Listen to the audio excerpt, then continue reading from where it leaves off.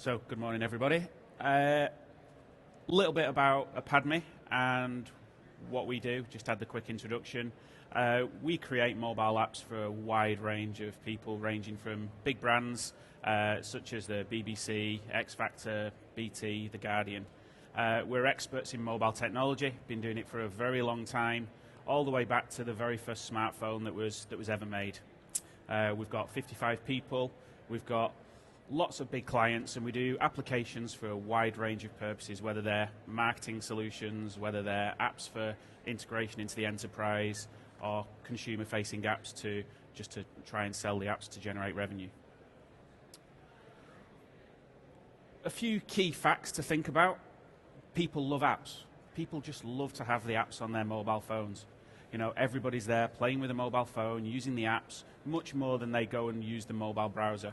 There's lots of stats that show the amount of time that people engage with a mobile app compared to the browser is much, much higher overall for the period of time they use it. So they're using the app way more than they would browse to that same real estate in the browser. 75 billion apps expected to be downloaded by the end of the year. 50 billion iOS apps. That's 800 apps a second. That's a lot of activity going on in the mobile marketplace. And 20 billion Android apps so far and climbing. The marketplace, though, is extremely busy.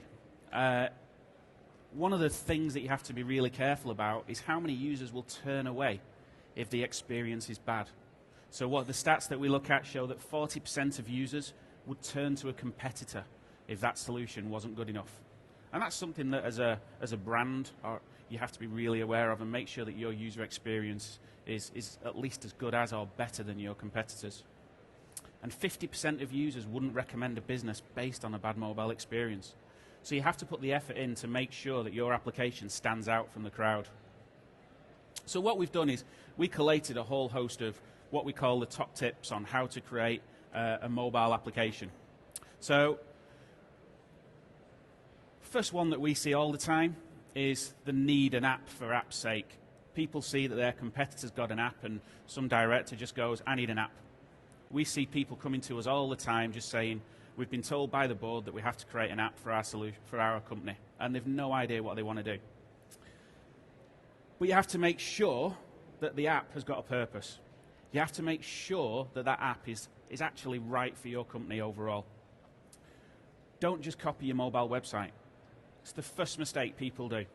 People create applications that sit on phones that are simple wrappers around the website, and then users start using them, and then they start going through scenarios of seeing the spinny wheels when it's loading content. Just infuriates the end user. You want to try and make that experience as seamless as possible for them. You need to evaluate your user demographics. Know who your users are. So most people just jump straight into developing an application without actually doing any kind of research at all into what their customers want. Are they tech savvy? Are they novices? Do they understand the mobile phone? How are they going to use the app?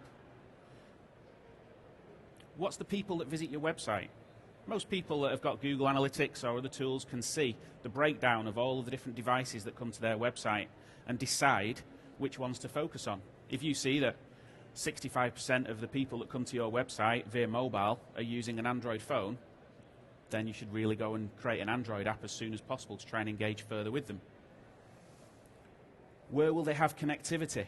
I mean, that's the big one. Where will people be connecting? It's no good creating an application that's designed to be used in an airport or a plane that requires connectivity, or something that you want people to engage with when they're going on a train or traveling around that requires a permanent connection, because that's just going to infuriate your end user and create more of a pain than a benefit for you, because people are going to be complaining and tweeting that the app doesn't work when I'm on the train from Manchester to London or wherever. Have a think about what it's going to do. Keep it simple. Simplicity and reliability and usability. Really make sure you focus on these. Make sure you get engaged with a good UI design team or an agency that can help you with the user interactions and understand how to make it work properly. Do one thing well. Don't do lots of things badly. The big thing we see a lot of the time is people trying to cram feature after feature after feature into the application. You look at some of the solutions that we've done, like the BBC iPlayer radio app. simplicity at its very best. You can scroll through the channels, you can navigate to find the right station in no time at all. It's very, very nice to use, very simplistic in that sense, but it's still got features hidden away in the background that are harder to find, but the common things are all there right in front of you, easy to use. The big thing that you have to be aware of is about whether you're creating or consuming content as well. And by that, what do we mean? So if you're creating an application, such as the Guardian Media app, that takes content from individual users and then takes that and submits it into their systems, you have to make sure you know that those people own that content, and the app makes it easy for them to put that content into your system. Design and an intuitive UI. So there's lots of things that you need to look at around the design. Users these days expect an impressive and very engaging user experience.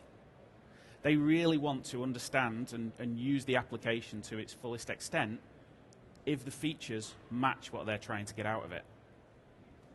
So if you look at the apps that are around these days, some of them are designed very, very well, and some of them are designed poorly. And the ones that are designed very, very well very quickly go up the rankings, very quickly get lots of good feedback.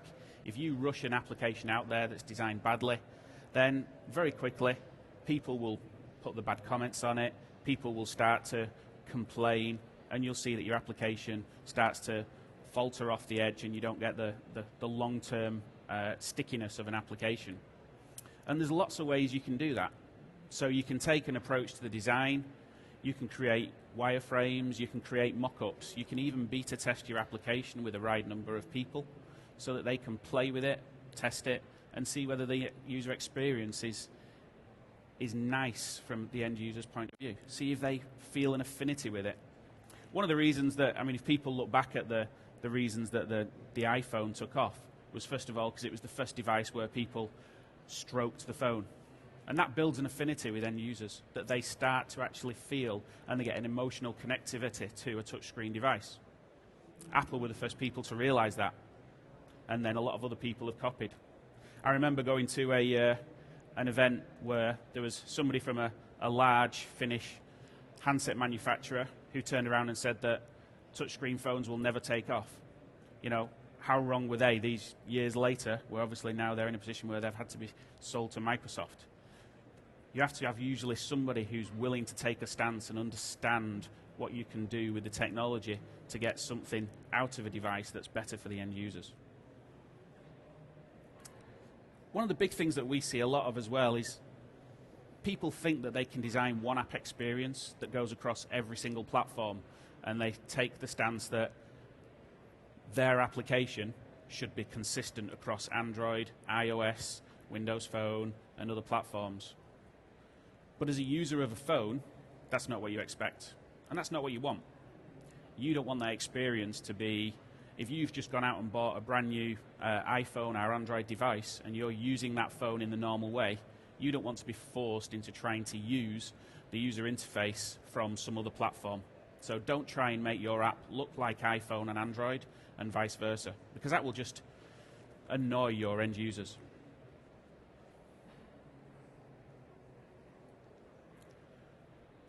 One of the big things that you need to think about as well is choosing who you're going to partner with. Define that relationship very well. You have to make sure that the people that you're working with understand how to develop and how to design applications.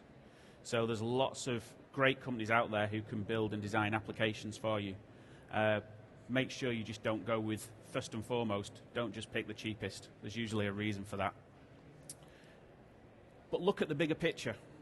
So it's not just about the application itself and developing it. You need to understand analytics. So you need to understand how people are using the application. You need to understand that that person knows how to test it. And if you're doing a solution that's multiple countries, you need to make sure that the company can test in those countries. So one of the things that we see a lot of is you look at the range of devices. So there's what? Several thousand different Android devices out there that you need to consider, not test against, but consider when you launch an application. There's what, 5 iPhones? So there's a different range of testing that you need to consider out there. The Android devices all have different screen sizes, they all have different capabilities in terms of what features are in that device. That makes the job of testing your application extremely complex, and you have to think about what are the things that your application needs and is going to use, and how are you going to test and prove that that functionality works. Then when you take that to the next level, if you're doing something that's in multiple countries, multiply that up by the fact that you may have challenges on certain network operators in each different country. So for example, one of the common ones is when you go to Canada and you're deploying a solution on some of their networks, so you have challenges with some of the data connectivity issues, i.e. every time you make a phone call it drops the data connectivity instantly. Every time you receive a phone call, data connectivity is dropped instantly on certain networks. A lot of apps don't cater for that properly, and they think that they can develop a solution that will work in the background even when the phone call is on, and that's not always the case. So you have to really understand the features that your application is using, how they're going to test it, and how they're going to launch and then analyze the performance of that solution. When you're using analytics, you have to be careful about some of the solutions out there. So there's some very good free solutions out there, such as Flurry and others. Some are free to use as a developer, some are charged. And what you have to be careful of is that the free ones, the reason they're free is because they take the data and use it for market research purposes. But you have to make sure your end users are aware of that, because that data belongs to your end users. You have to make sure that you have their permission to do that in all of these cases. Otherwise, you can be breaching some of the privacy guidelines. Make sure you look at the credentials of a partner. Make sure you understand what they have done before, who they've done work with, and what solutions they've developed. Otherwise, it's very easy to just be sold some slideware and not really know what you're getting into. Big one that we see from a lot of people that come to us is that they actually don't own what they've paid to have developed. If you're rushing in developing a solution with somebody, make sure that you own the source code. Otherwise, you're left with having to redevelop something from scratch. You're left in a situation where if you want to take the application forward, you're basically over a barrel at whatever requirements or whatever demands the partner company that you've chosen wants. You haven't really got a choice because you don't own the source code. Make sure that you do it under your own name. Make sure that you don't launch under another company's name in the App Store. If you want to develop multiple apps for the future, then develop under your own brand. Create your own accounts in the App Stores. It's amazing how many apps out there are launched under a marketing company or a developer's brand. And that's great for the developer. Don't get me wrong, it's absolutely the best possible thing for the developer to do, to get out there and have all of these great apps in their name. But for the end users who want to build an affinity with a brand, they don't want to see that it's from some developer. They want to know that it's from the actual company, not somebody else. After the launch, keep updating things. An app is not just for Christmas. Some people just launch for Christmas and leave it at that, which, is great for a short period, but you need to keep the content going. You need to make sure that the app will carry on working as well. So there's many apps, you see many updates when you've got an Android or an iPhone device. When there's a new version of the OS, you'll see many apps being updated. A lot of that is to take advantage of new features in the phone or the OS. Other times it's to fix problems that occur with the new versions. If you want to keep your app alive, you need to keep thinking about the roadmap. Many people try and throw way too much into the first release, which means the first release is delayed, has problems, is very complex, and they don't think about doing something nice and simple first of all and creating a roadmap. Because what people like in the app stores is the addition of functionality. So as an end user of an app, you like to see that there's a new version that's added this new feature. If you keep doing that, that's how you build your profile of users. So you see that every time a new version of an app is released, you see a little growth in the number of users. And that can be a little or a large growth depending on how many users you initially attract. Keep on top of your App Store rating. People put comments in. You can reply to them, you can answer them, you can tell them. Some of the people, you see a 1-star comment saying the app is great but I want feature X. You know, that kind of comment you need to reply to straight away and say whether you're doing anything with it, whether you're going to consider it for the future, and suddenly that can help with your App Store rating, and people that are looking at it and they will come back and keep checking for versions of the app, or they will get more engaged with you, maybe on Twitter and other means. And I think the one I mentioned before, deploy an analytics package. Understand how your app is used, especially if your app is all about driving people to purchase, then you really need to know how the people are using the application so you can understand which parts of the application are making you the most money. So you can look at it from the point of view of what do people do in the application and which screens do they go to before making an actual purchase inside the app. And that can then make you decide to completely re-architect in the next version the way you drive the users through the application. That can help generate many times more revenue for you in that sense. If it's just a consumer application that's not got any purchasing in it, then you can simply make it so that those screens that are most used are more easily accessible. So, but without having an analytics package, you can't understand how people are doing that and how people are using your app. And you may find that people on iOS, compared to Android, compared to Windows, use the application in completely different ways because the OSs are designed in different ways and people interact with those devices in a different manner. So on a Windows phone, you may find that people always go and use the tiles on the front screen compared to iOS, where they have to go through several pages to get to the right place.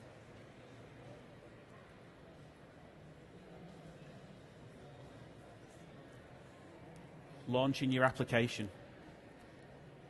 Understand how you're going to do it. Is this just part of a single item you're going to do, or is it part of a much bigger strategy?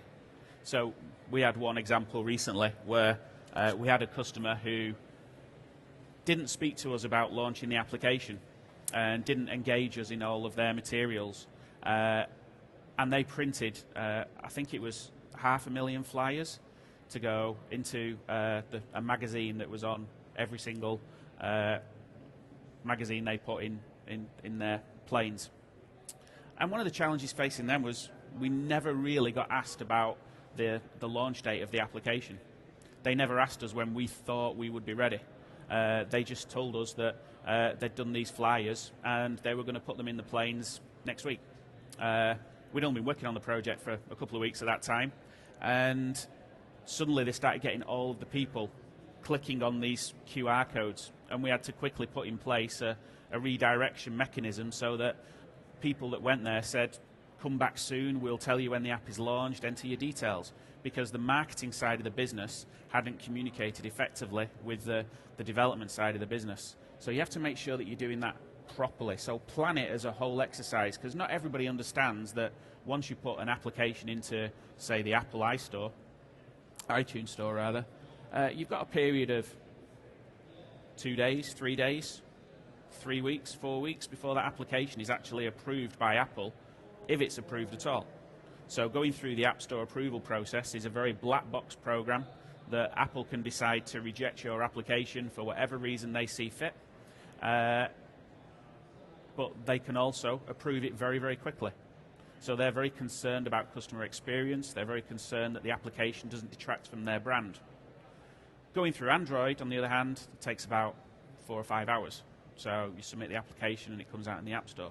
But if you're trying to launch 2 different versions together, you've got to consider how that could be impacted if something goes wrong with the App Store submission process.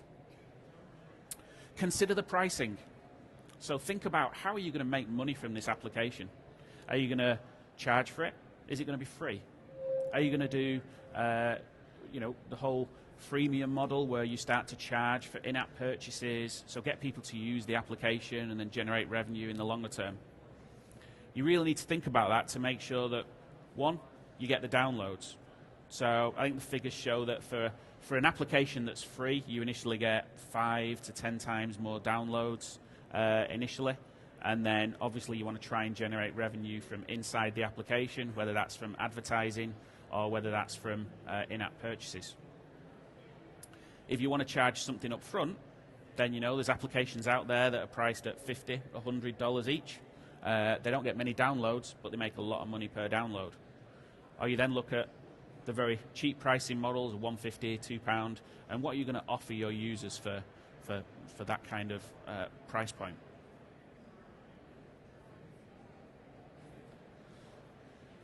So that's all I've got to say this morning. All I can point you to is we have the white paper on our website that goes into much more detail about all of those elements. It's free to download. We don't require any contact information from you. It's just a free giveaway. Please feel free to download that and send us any questions if you have any. So, thank you, Gary. I'm going to ask for a few questions in a minute. I've got one myself. Yep. I haven't given you any warning of this one. What do you see the next hurdles in the next 6 months? We've got Christmas coming. We've got January can be a social thing for using the iPad. What do you see the next hurdles for the next 6 months? The next 6 months, I think one of the big things that's going to come to a head is all the talk that's currently out there around privacy. I mean, not just around mobile, but around any of these devices that are connected. LG in the press at the moment for having a TV that's sending all of your browsing habits. If you plug a USB stick into your smart TV, it takes all the contents and sends that to LG for analysis. Not very good. You've also got that same thing is going on with mobile devices as well. So a lot of the mobile apps that are out there are all sending information that is really the consumer's information. They're not being paid for any of this, but I just installed the latest version of Twitter, and I didn't install it. I went to install it, and it told me that it's going to be scanning my SMS messages and my phone calls. So I rejected the upgrade. That, I think, is going to be a big, big challenge for the future about how people see their data being used, how companies want to use it, and how consumers see that privacy is key. The other one that I need to throw out, because it's interesting for me as well, we're here at the Digital Marketing Show. There's many ways of using digital marketing, multi-channel. Have we seen the death of the QR code? QR codes are still being used from a lot of the places that we see. I think that the problem with QR codes, I mean, it's some of the great examples I see on the tube where there's no connection. There's lots of QR codes under there, which makes a QR code useless. But there is a place for it. We still see, to be able to quickly get access to information from the back of a brochure or from anywhere where you see it. Exactly, they're very, very useful. Our QR code's going to be longer term superseded by NFC. I think so. But for now, QR codes have got a lot of use. Thank you. Anybody got any questions themselves? I'll come to this gentleman first. Thanks. Do you think that web-based apps are going to put a big dent in downloaded apps in the near future? No, so we see exactly the opposite effect. One of the challenges with web apps is discoverability. That's the big thing that the app stores do for you, is to help and aid people to find applications and easily start them. We see that combined web apps, so where you use combination solutions such as PhoneGap, where there's some web app technology, work very, very well for particular styles of apps. But there is a big challenge to do a web app that works across all platforms. So, for example, if you do a web app in PhoneGap that runs on Android, you try and get a nice user experience that runs on all the different tablets, that run all the different versions of the engine for the WebKit, and then try and make the same user experience. It's an absolute nightmare. A very, very big challenge to do, and usually ends in, to get a really flash UI, usually ends in disaster. So from what we've seen. That being said, for a different and a particular style of application, a web app in something like PhoneGap, that is a classic example is the BBC Sports and Olympic apps. That's exactly how they're, and they've got a very specific purpose of getting content that's being updated in the background, and it's just the reason it's an app is for discoverability rather than just being a bookmark. Thank you. One more question. Hi, so question about security. We hear a lot about malicious apps, and how do you ensure that what you download doesn't contain malware? So at the moment, that's a big challenge for an end user. So to see what an app does, most people just OK all the accepted security issues. So when you go to install an app, it says this app is going to do X, Y, and Z. It's only people like myself that go to download a new app and see that they've added all these security requirements and ask the question why. And that's a challenge at the moment. Now, there are a number of security products out there that are coming to market that basically help the end user, similar to having an antivirus on a PC. Less so on iOS, because of the fact that on iOS you have much less access to any real data. But on Android, you can get access to most things, and there's quite a few security solutions out there that will help you protect your phone in that way. Brilliant. Thank you very much for your time. Thank you, Garry. If you've got any further problem. questions, I'm sure Gary's got some time after this to come and ask him directly. Thank you.